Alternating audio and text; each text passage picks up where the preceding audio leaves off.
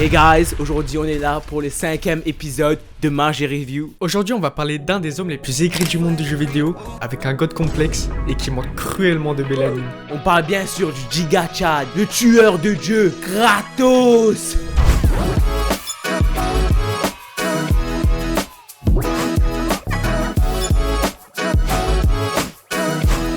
Tout commence sur un champ de bataille où Kratos signe un contrat avec Ares. Ils se mettent à travailler pour lui, mais malheureusement, il tue toute sa famille.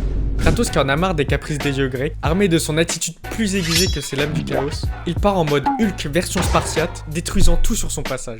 Les dieux sont là genre « Hey Kratos, sois cool !» Et lui il répond avec ses chaînes du chaos « Non, je ne serai pas cool, je serai en feu. » En chemin, il résout des énigmes plus complexes les unes que les autres, avec la même grâce qu'un éléphant dans son magasin de porcelaine. God of War 2018, c'est l'histoire d'un papa colérique qui décide de faire un road trip avec son fils Atreus en Scandinavie. Kratos maintenant avec une barbe qui rivalise avec celle de Dumbledore, armé d'une hache magique et d'une mauvaise humeur légendaire, Kratos affronte des dieux, des monstres et le trafic sur la route tout en essayant d'être un bon père. Kratos essaie de canaliser sa colère tout en écrasant des ennemis, plutôt que de crier sur son fils pour la 1000e fois.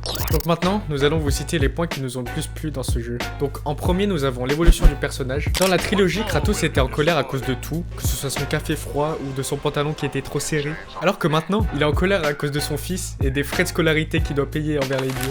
Il y a aussi des changements de perspective, car dans la trilogie, la caméra était de vue aérienne, pour que Kratos ait une vue complète sur toutes ses conquêtes divines. Petit charreau.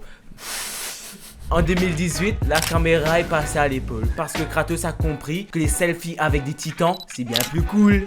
Nous avons aussi kiffé la narration qui est bien plus profonde qu'avant. La trilogie était comme une action en continu avec des cris de guerre et des déclarations épiques.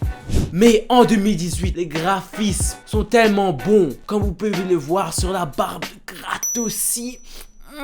En conclusion, God of War 2018, c'est comme la suite qu'on n'aurait pas pu prédire. Kratos, le dieu de la colère, papa à temps partiel, il doit aussi gérer des divinités déchaînées et des nuits sans sommeil.